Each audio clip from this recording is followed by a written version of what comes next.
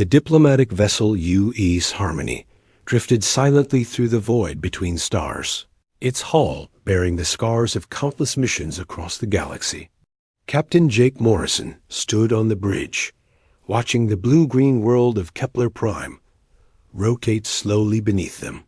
3 months had passed since the Vorthan Empire had seized the peaceful colony world, and 3 months of failed negotiations had worn deep lines into his weathered face. "Captain, we're receiving another transmission from the surface.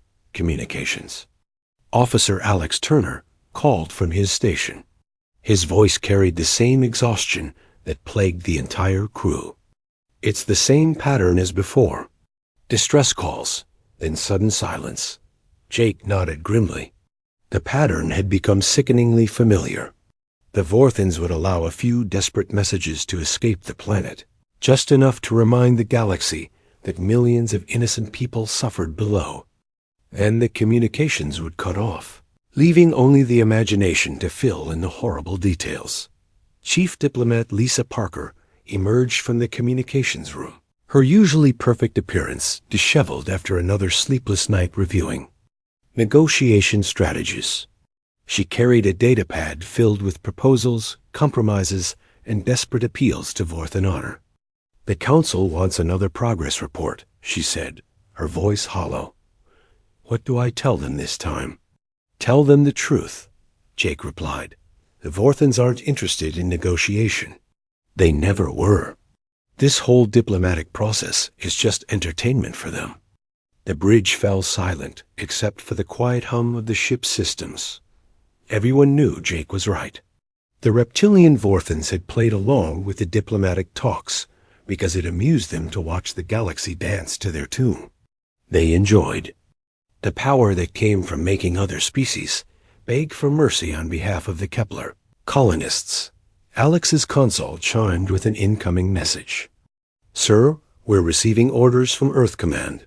We're to return to the Galactic Council Station immediately. Emergency session called by Ambassador Helen Davis."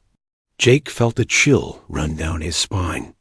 Helen Davis was Earth's senior ambassador, a woman who had spent 40 years building humanity's reputation as the galaxy's premier mediators. If she was calling an emergency session, something significant was about to happen. The journey to the Council Station took 6 days, during which the crew of the Harmony received scattered reports from across human space. Admiral Kate Sullivan had recalled all human diplomatic vessels from active missions. Military installations that had been mothballed for decades were suddenly showing signs of activity. Most disturbing of all, the ancient Terran archives had been unsealed, their classified contents distributed to fleet commanders across human territory. The Galactic Council Station was a massive structure built in the neutral zone between major stellar powers. Thousands of ships from hundreds of species docked at its sprawling ports, creating a maze of different technologies and architectural styles. The U's Harmony found its assigned berth next to vessels from the crystalline Nexari and the gas-dwelling atmospheric collective Chake accompanied Lessa to the main council chamber, a vast amphitheater designed to accommodate the wildly different physiologies of galactic civilization. The Vorthans had claimed the prime seating area, their massive reptilian forms lounging arrogantly in seats designed for smaller species. Their spokesperson, a particularly large specimen named Kroth, wore the traditional bone ornaments that marked him as a warrior of high standing. The session began with the usual formalities, translated into dozens of languages by the station's advanced computer systems. Helen Davis took her place at the human delegation's podium, her silver hair perfectly styled despite the obvious stress she carried. She had prepared for this moment her entire career, though not in the way she had originally hoped. "Honored representatives," Helen began, her voice carrying clearly across the chamber. "Humanity has served this council faithfully for 2 centuries. We have mediated disputes, prevented wars, and sought peaceful solutions to seemingly impossible conflicts. Today, we present our final proposal regarding the Kepler situation. The chamber buzzed with interest. Final proposals usually meant either breakthrough compromise or complete diplomatic failure. Lisa activated her datapad and began reading. The carefully crafted document that represented humanity's last attempt at peaceful resolution. The proposal was generous beyond reason. Humanity offered to purchase the freedom of every Kepler colonist, paying in rare earth minerals and advanced technology. They proposed economic partnerships that would benefit the Vorthan Empire for generations. They even offered to relocate the colonists to other worlds if the Vorthans simply wished to keep Kepler Prime for themselves. Kraft listened to the translation with obvious boredom, occasionally examining his claws with theatrical disinterest. When Lisa finished reading, the chamber fell silent, waiting for the Vorthan response. The reptilian representative rose slowly to his full imposing height, his scales gleaming under the chamber's artificial lights. The Vorthan Empire has considered humanity's generous offer, he said, his voice carrying the peculiar hissing quality of the species. We find it acceptable. A collective sigh of relief seemed to ripple through the chamber. Even the usually stoic human delegation allowed themselves small smiles. After months of deadlock, breakthrough had finally come. Then Kroth continued speaking. However, the Empire requires a demonstration of good faith from the human mediators. He gestured to one of his subordinates, who activated a portable holographic projector. The image that appeared in the center of the chamber made several delegates recoil in horror. A small Kepler child, perhaps 8 years old, stood chained in what appeared to be a Vorthan feeding chamber.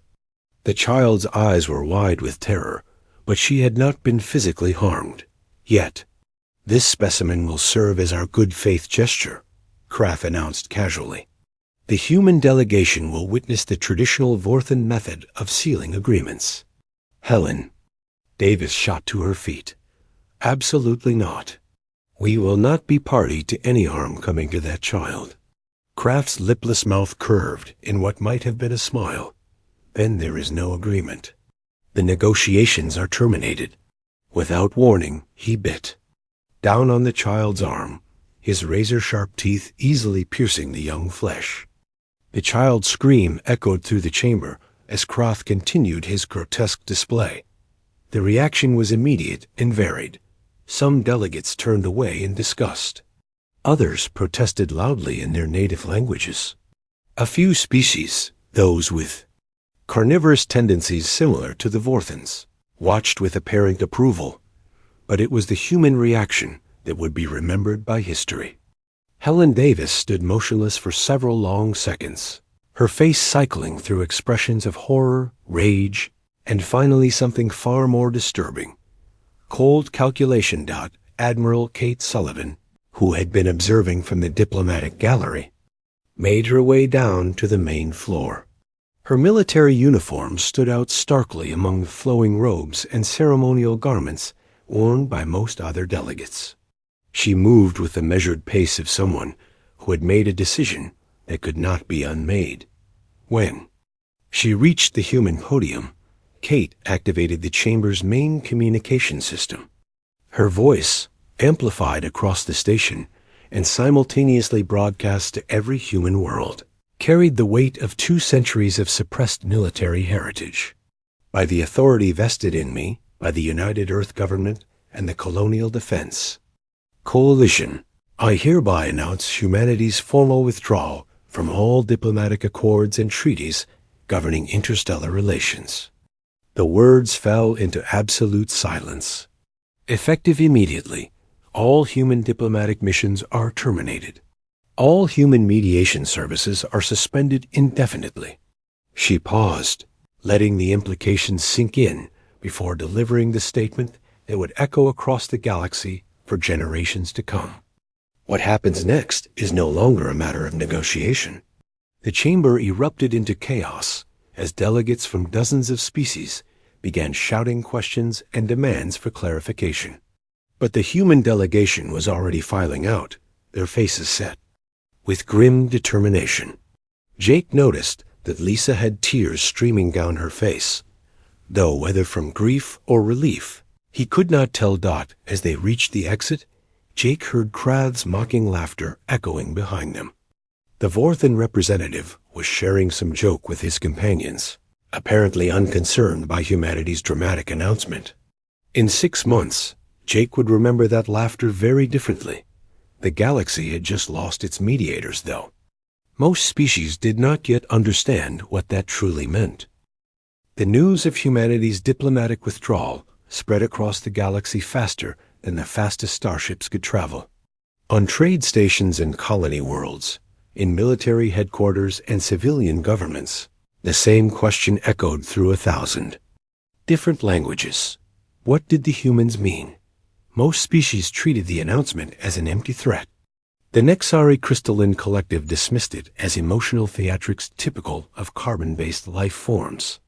The atmospheric collective's gas giant dwellers barely acknowledged the news at all, considering surface politics beneath their notice. Even humanity's closest allies seemed confused rather than concerned. But in the deepest archives of the oldest civilizations, a few scholars began pulling dusty records from storage. References to something called the Terran Wars appeared in ancient texts, though the details had been classified or lost over the centuries. Those who found these fragments felt a growing unease they could not quite explain. On Earth, President Samuel Cooper stood before the assembled leaders of humanity's colonial worlds. The emergency session had been called within hours of Admiral Sullivan's dramatic announcement, and representatives from dozens of human settlements waited tensely for answers. The president's usually warm demeanor had been replaced by something harder, more focused. "My fellow humans," he began, his words broadcast simultaneously to every human world and settlement. "For 200 years, we have served as the galaxies.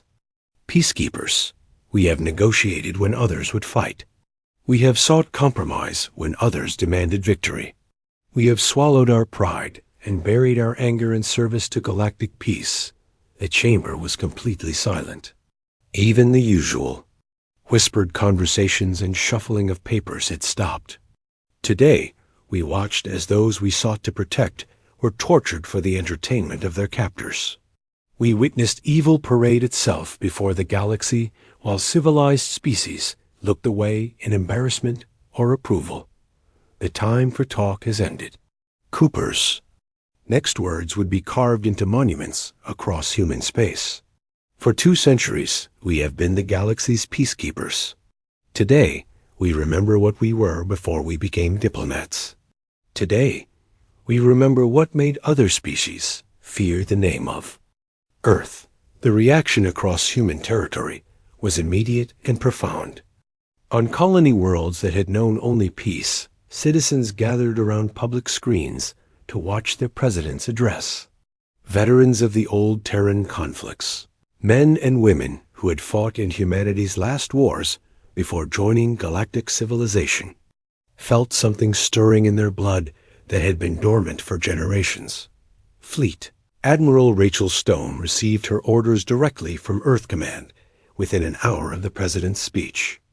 The woman who had spent her career managing diplomatic escort vessels and peaceful exploration missions now found herself tasked with something entirely different, preparing humanity for war. The first stop was Luna Base, humanity's oldest military installation. The sprawling complex had been converted to a museum decades ago, its weapon foundries turned into educational displays about humanity's violent past. Rachel walked through corridors lined with portraits of ancient generals and admirals, men and women whose names had been largely forgotten in the pursuit of galactic acceptance. "Admiral Stone," called a voice from behind her. She turned to see Chief Engineer Bill Carter approaching with a datapad and an expression of barely contained excitement. "The shipyard computers are fully operational. All the old construction templates are intact. We could begin production immediately if ordered." Rachel studied the datapad, scrolling through ship designs that had been classified for 2 centuries. The UES Retribution, humanity's first new warship design in over 200 years, represented the fusion of ancient military doctrine with modern technology, where diplomatic vessels emphasized communication arrays and conference facilities. The Retribution focused on armor, weapons, and the ability to project force across interstellar distances. "How long until the first ship rolls out?" Rachel asked. 6 weeks for the prototype," Bill replied. "Once we work out the production issues, we can build them faster than any ship in human history." Meanwhile, on the training worlds of the outer colonies, something remarkable was happening. Marine Sergeant Kelly Brooks had been running standard peacekeeping drills with her unit when the new orders arrived. The data packages contained training manuals that had been locked away and classified. Archives, combat techniques developed during humanity's expansion across Earth's hostile environments. "Listen up," Kelly called to her assembled Marines. "Everything we've been taught about conflict resolution and minimal force is suspended. We're going back to basics." The basics, as it turned out, were terrifying in their efficiency. Human military.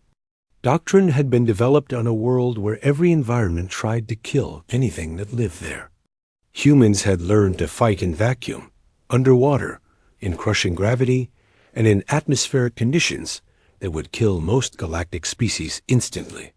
They had perfected the art of war because their home world had given them no choice. Dada's Kelly watched her Marines adapt to combat techniques their grandfathers had used.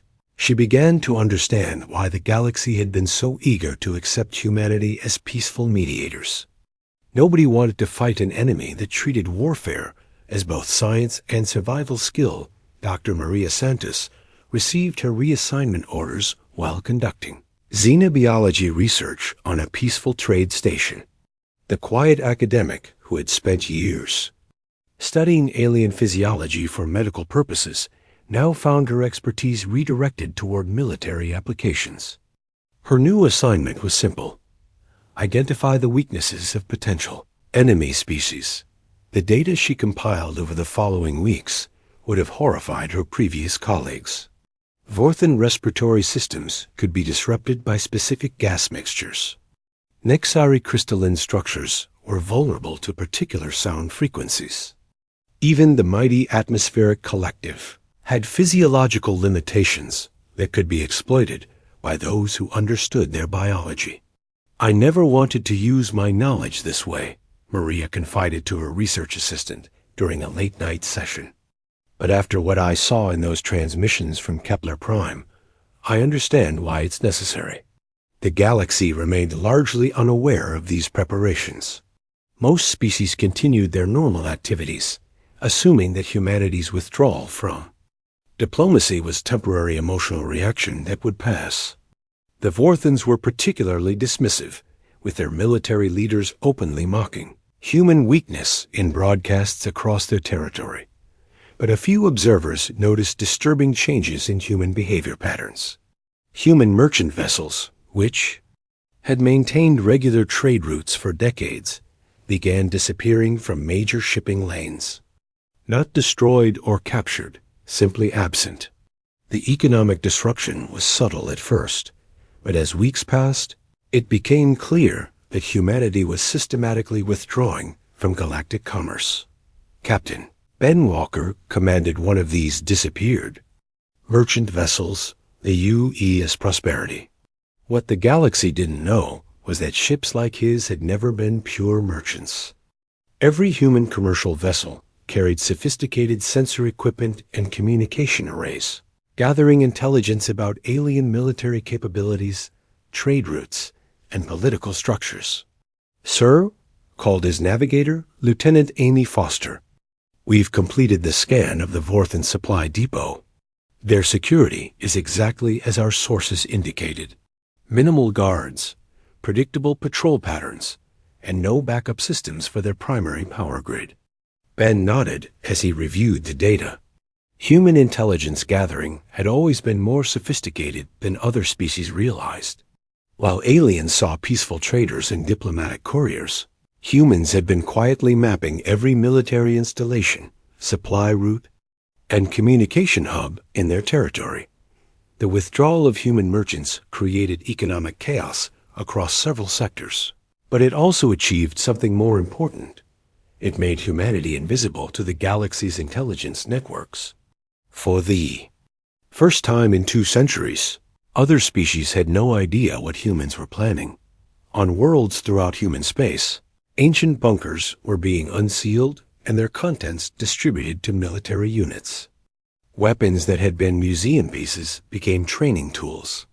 Tactical manuals written by generals whose names were legends became required reading for every human officer. The galaxy had grown accustomed to humanity's role as mediator and peacekeeper. They had forgotten that peaceful species were not necessarily harmless species. They had assumed that 2 centuries of diplomatic service had somehow bred the warrior out of human genetic code. They were about to learn how wrong they were. 6 months had passed since humanity's diplomatic withdrawal, and the galaxy was beginning to understand that something fundamental had changed. Not a single human warship had fired a weapon, yet panic spread through trade routes like a plague. The absence of human vessels from commercial shipping lanes had created economic chaos that rippled through every major civilization. Commander Eric Johnson sat in the command center of a facility that officially did not exist. Hidden in an asteroid field between the Vorthan Empire and neutral space, the installation monitored every communication, every troop movement, and every strategic decision made by humanity's potential enemies. What the aliens didn't know was that their computer networks had been compromised for decades. "Sir, we've successfully penetrated the Vorthan military command structure," reported technical specialist Linda Hayes from her workstation. Their encryption systems are surprisingly primitive. It's almost like they never expected anyone to attempt cyber warfare against them. Eric nodded grimly. The Vorthans had grown arrogant during their centuries of expansion, assuming that their physical superiority made them invulnerable. They had never encountered an enemy that fought with information as well as weapons. Human intelligence services had been quietly mapping alien computer networks for generations, cataloging weaknesses and preparing backdoors that could be activated when needed. "What's their current deployment status?" Eric asked. 15 battle fleets positioned around Kepler Prime, with reserves stationed at 3 major strongholds. They're preparing for a traditional siege defense, expecting direct assault on fortified positions. Eric almost smiled. The Vorthans were preparing to fight the last war, not the next one. Human military doctrine had evolved far beyond simple frontal assaults. They had learned to strike at supply lines, communication networks, and command structures. They had perfected the art of making enemies defeat themselves. Meanwhile, deep in the classified sections of Earth's medical research facilities, Dr. Maria Santos was completing work that would have been considered impossible just months earlier. Her team had developed detailed biological profiles of every major galactic species, identifying not just physical weaknesses, but psychological and social vulnerabilities as well. The Vorthan reproductive cycle creates predictable behavioral patterns, she explained to Admiral Stone during a secure briefing. During their mating season, which begins in 3 weeks, their aggression increases, but their strategic thinking becomes impaired. Their military effectiveness drops by approximately 30%. "And the Nexari?" Admiral Stone asked. "Crystalline structures are vulnerable to specific resonance frequencies. We can literally shatter their exoskeletons with the right sound waves. The atmospheric collective is more problematic, but their gas-form physiology makes them extremely vulnerable to pressure changes." The information was disturbing in its thoroughness. Human scientists had turned their considerable intellect toward understanding how to kill rather than heal. Yet after witnessing the atrocities on Kepler Prime, few questioned the necessity of such knowledge. The Galactic Council was experiencing its own crisis. Without human mediators, old conflicts that had been suppressed for centuries were reigniting. The Aquatic Federation and the Desert Coalition had resumed their ancient territorial disputes. 3 separate trade wars had broken out between species that had been peaceful neighbors for decades. Ambassador Gerald Price, one of the few human diplomats remaining at the council station, watched the chaos with detached interest. His official role was to maintain minimal human representation, but his real purpose was intelligence gathering. The aliens had grown so accustomed to human mediation that they had forgotten how to resolve conflicts themselves. The Nexari are requesting emergency mediation for their border dispute with the Thermal Collective, reported his assistant, Sarah Mills. They're offering substantial compensation for human intervention. Gerald shook his head. Inform them that humanity no longer provides mediation services. They'll need to work it out themselves. The response was always the same: confusion, anger, and then desperate attempts to negotiate. The Galaxie was discovering that peace required more than just the absence of war. It required someone willing to make the hard decisions, someone with the moral authority to enforce fairness. For 2 centuries, humans had filled that role, and now the Galaxie was learning what life was like without them. Captain Ben Walker received his orders through an encrypted channel that bounced through 17 different communication relays before reaching his ship. The message was simple: proceed to Kepler Prime for reconnaissance and rescue assessment. What it didn't mention was that this would be humanity's first overt military action since the diplomatic withdrawal. The UE saw prosperity approach the occupied world using stealth technology that had been theoretical just months earlier. Human engineers had taken alien detection systems apart piece by piece, learning their limitations and developing countermeasures. The ship that dropped out of hyperspace near Kepler Prime was invisible to every sensor the Vorthans possessed. Sir, we're detecting 17 prison camps across the southern continent, reported Navigation Officer Tom Brooks. Estimated population of 400,000 survivors. Ben studied the tactical display showing Vorthan guard positions, patrol routes, and security protocols. The aliens had grown lazy in their occupation, assuming that no rescue attempt would ever come. They had placed the prison camps in convenient locations for their own logistics, with minimal security and predictable guard rotations. Begin detailed scans of guard positions and transportation infrastructure, Ben ordered. I want to know the location of every Vorthan soldier on this planet. The operation that followed would be studied in military academies for generations. Human special forces, trained in techniques that had been classified since the Terran Wars, infiltrated 17 separate facilities simultaneously. They moved through Vorthan security like ghosts, using knowledge of alien physiology to incapacitate guards without raising alarms. Sergeant Kelly Brooks led the assault on the largest facility, where over 50,000 Kepler colonists were held in conditions that violated every civilized standard of prisoner treatment. Her team of 12 Marines eliminated 47 Vorthan guards in absolute silence, using weapons specifically designed to exploit reptilian nervous systems. Package secured, she whispered into her communication device as the last guard fell. Around her, thin human medical personnel were already treating the worst cases among the prisoners, preparing them for evacuation. The rescue operation lasted exactly 6 hours and 43 minutes. When it was complete, every single surviving Kepler colonist had been extracted from Vorthan custody. Transport ships that had been disguised as merchant vessels evacuated the survivors to safe locations deep in human space. Vorthans discovered the empty camps 12 hours later.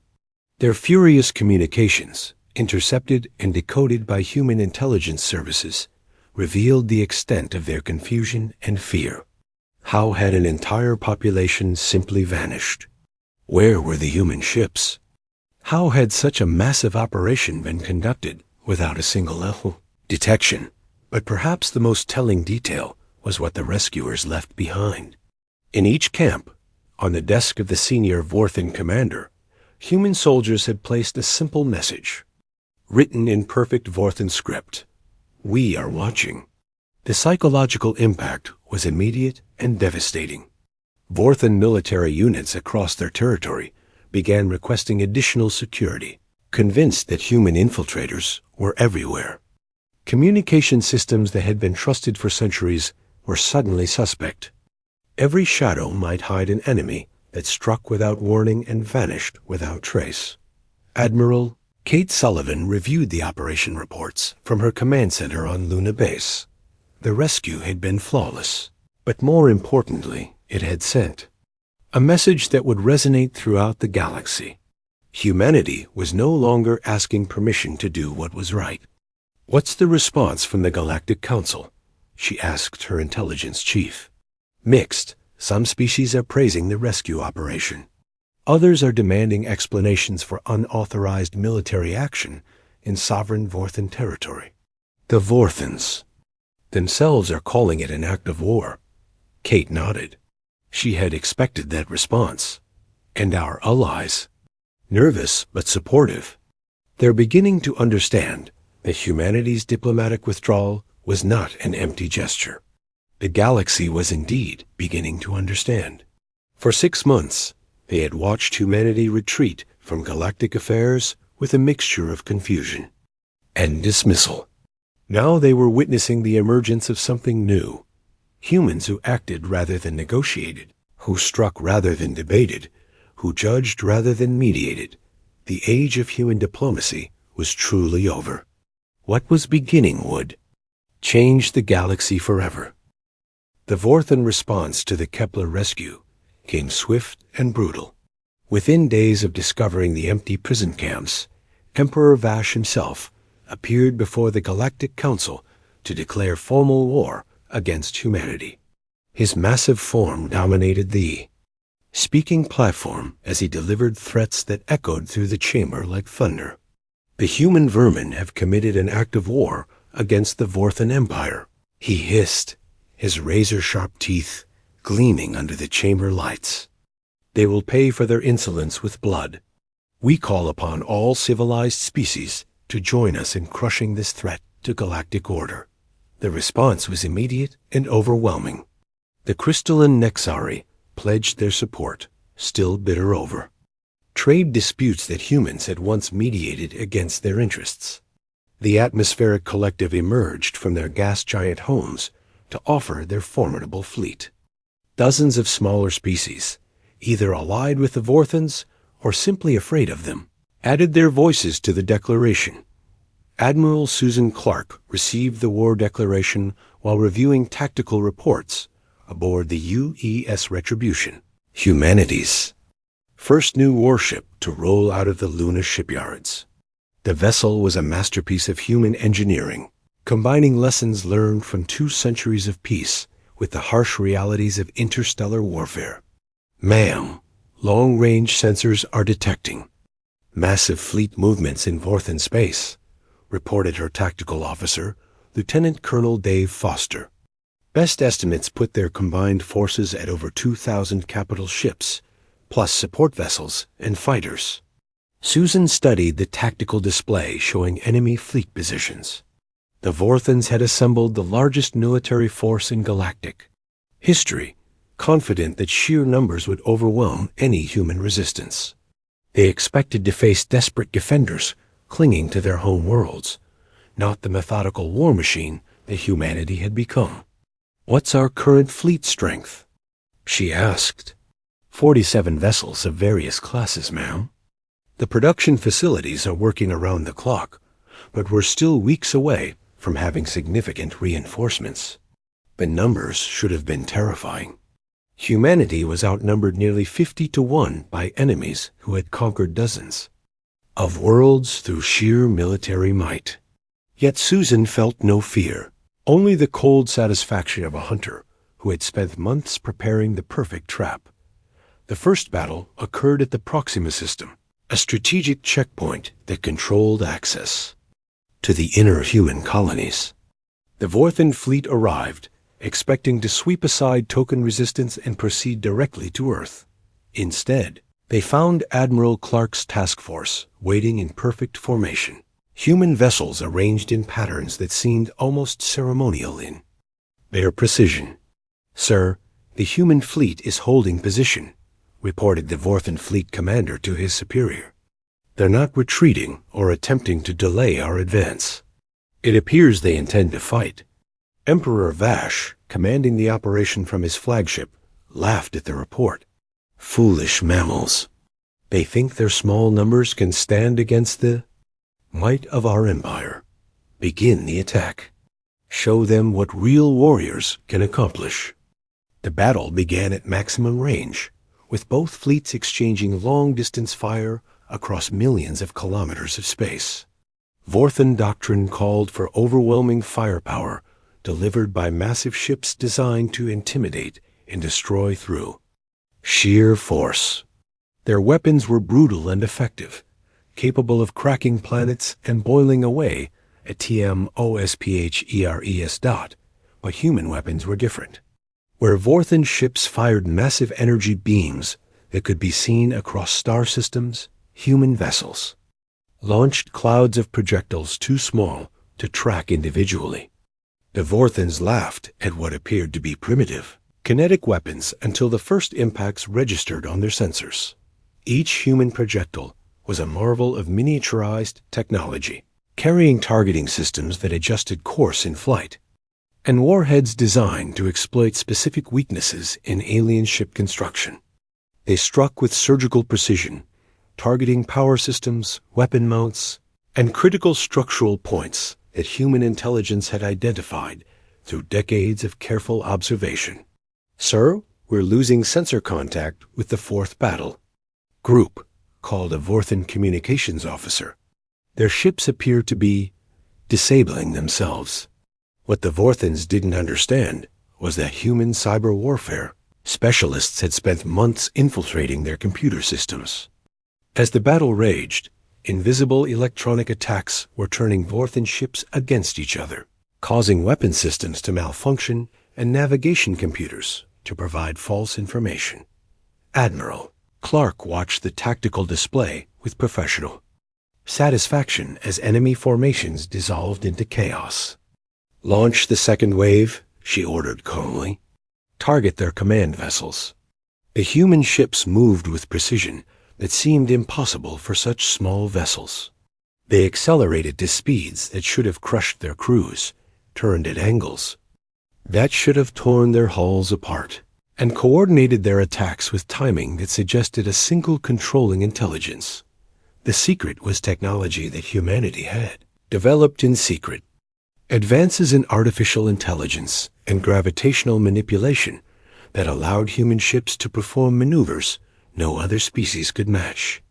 Pilots worked in partnership with computer systems that could process tactical information faster than any biological brain. "Sir, we're detecting gravitational anomalies around the human vessels," reported an XRE science officer. "They appear to be manipulating local space-time in ways that should be impossible." The anomalies were humanity's ultimate secret weapon. Dr. Peter Brooks, working from research facilities hidden in the asteroid belt, had developed technology that could alter the fundamental forces of physics within limited areas. Human ships could reduce their apparent mass to near zero, allowing impossible acceleration, or increase local gravity to crush enemy vessels like insects. The demonstration came when Emperor Vash ordered his personal dreadnought to destroy the human flagship. The massive Vorthen vessel, larger than most human cities, fired its primary weapon with enough force to crack a moon. The beam struck Admiral Clark's ship directly, and for a moment it seemed that human defenses had finally been overwhelmed. Then the gravitational field around the UE's retribution shifted, and the energy beam curved away like light bending around a black hole.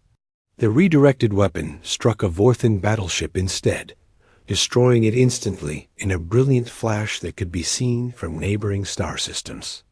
"Impossible," whispered the Emperor, watching his most powerful weapon turn.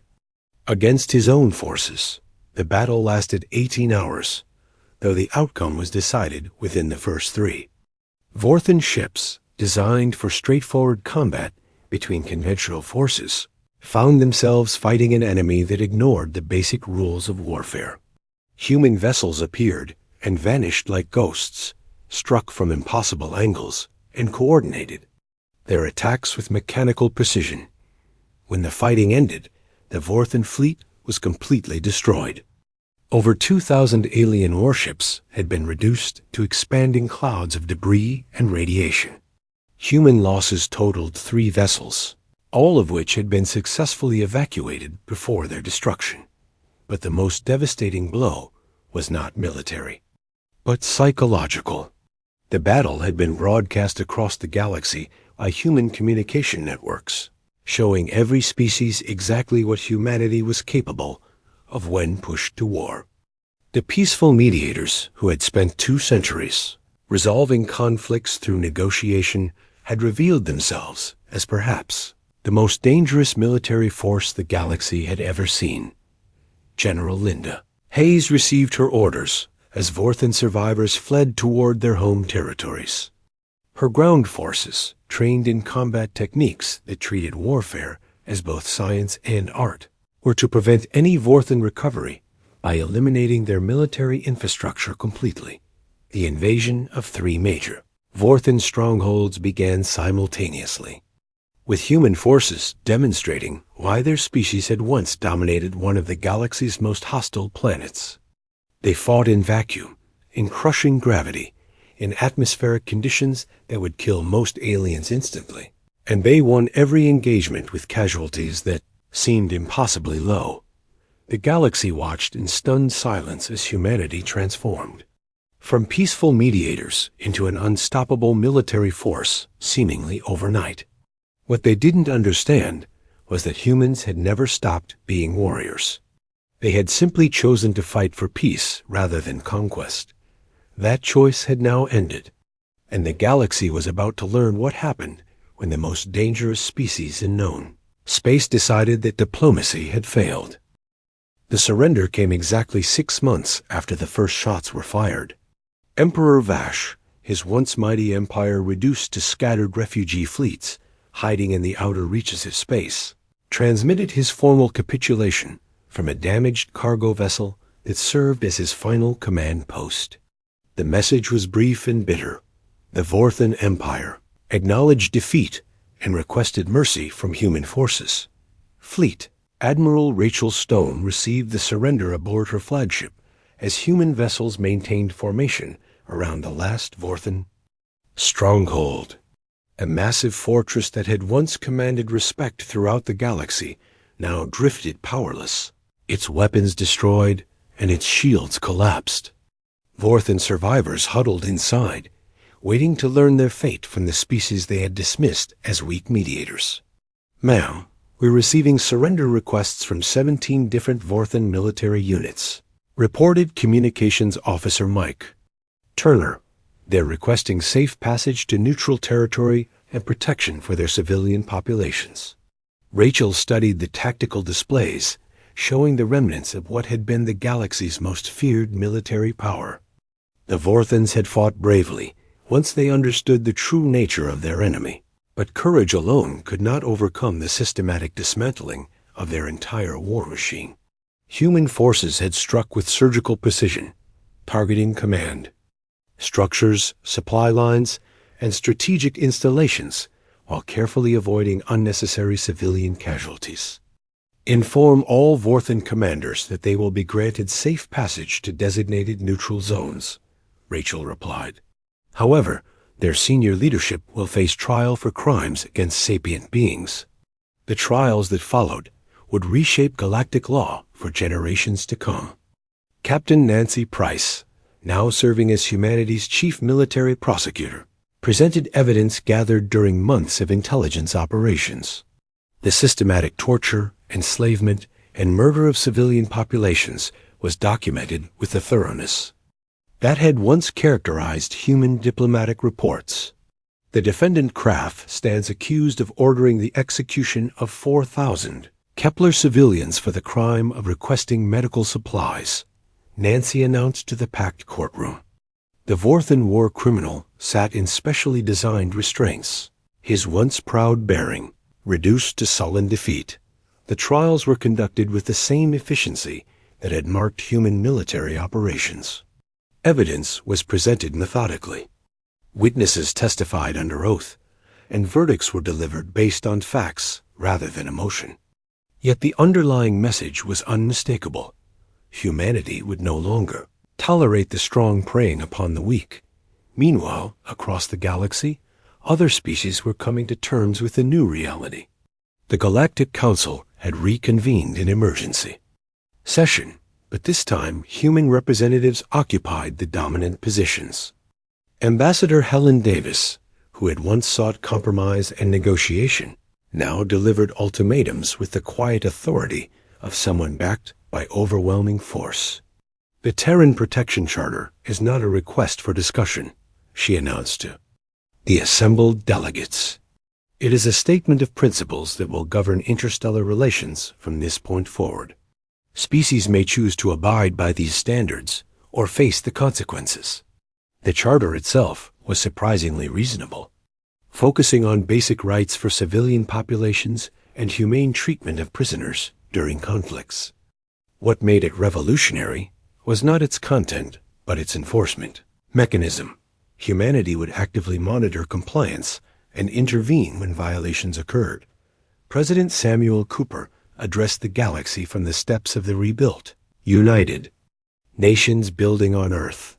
His words were broadcast to every inhabited world, translated into hundreds of languages, and archived in the historical records of a dozen civilizations. For 2 centuries, humanity served as mediators in your conflicts, seeking always to find peaceful solutions to seemingly impossible problems. We believed that rational beings could be convinced to choose cooperation over conquest, mercy over cruelty, and justice over expedience. We were wrong. The president's next words would be quoted in textbooks for generations. Evil cannot be negotiated with. It cannot be reasoned with or compromised with. It can only be defeated. Humanity will no longer ask permission to protect the innocent or punish the guilty. We will act. The formation of the Terran Protection League followed within weeks of the Charter's announcement. Species across the galaxy, many of whom had suffered under the dominance of aggressive neighbors, applied for membership in unprecedented numbers.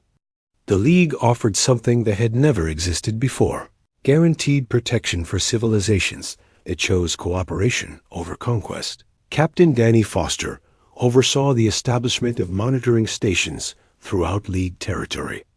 These installations, officially designated as peacekeeping outposts, served as early warning systems for potential conflicts. But everyone understood their true purpose. They were reminders that humanity was watching and would respond to threats against member worlds. The first test of the new system came when the Thermal Collective attempted to seize mining rights from a smaller species that had recently joined the League. The aggressor fleet arrived at their target system expecting easy conquest, only to find human warships already in position. Thermal Collective vessels, you are in violation of the Terran Protection Charter, transmitted the human commander. Withdraw immediately or face military action. The Thermal Commander, perhaps remembering what had happened to the Vorthens, ordered an immediate retreat. Word of the incident spread quickly, and other potential aggressors reconsidered their plans. The galaxy was learning that human protection was not an empty promise. Dr. Maria Santos found herself in an unexpected role as head of the new Galactic Ethics Commission. The scientist who had once studied alien biology for medical purposes now used her knowledge to investigate reports of civilian abuse and determine appropriate interventions. We're receiving reports of forced labor operations in the Asteroid Mining Collective, she reported during a briefing with Admiral Stone. The evidence suggests systematic mistreatment of worker populations from 17 different species. Recommendations? Rachel asked. Economic sanctions followed by liberation operations if conditions don't improve within 30 days. We have the moral authority and the military capability to end this situation. The intervention that followed was conducted with the same precision that had characterized the Vorthen campaign. Human special forces infiltrated the mining facilities, documented the abuse, and extracted the worst-treated workers before the collective leadership even realized they were under investigation. The operation served as another reminder that humanity's reach extended throughout the galaxy. Ambassador Gerald Price reopened the human embassy at the Galactic Council Station, but the building that had once housed desperate mediators now served as the headquarters for humanity's new role as Galactic Enforcer. Species that had once dismissed human diplomatic efforts now waited nervously for appointments with officials who carried the implicit threat of military intervention. The transformation was complete when the first class of alien cadets graduated from human military academies. Young beings from dozens of worlds had come to learn the art of warfare from the species that had perfected it. But they also learned something more important: the principles that should govern the use of force. Strength without mercy is tyranny. Instructor Colonel Bill Hayes told his mixed species class, mercy without strength is helplessness. True justice requires both the power to act and the wisdom to know when action is necessary. The galaxy had indeed frozen, but not in fear. It had crystallized into a new order where might served right, where the strong were expected to protect the weak, and where one species stood ready to enforce the standards of civilized behavior. Among the stars, children on dozens of worlds now played in safety under the protection of human warships orbiting overhead. Former enemies worked together on projects that benefited entire regions of space. The chaos that had followed humanity's diplomatic withdrawal had been replaced by a stability built on clear principles and the certainty of enforcement. The age of diplomacy was truly over. The age of justice had begun, and humanity stood as its guardian, judge, and enforcer. The galaxy would never be the same.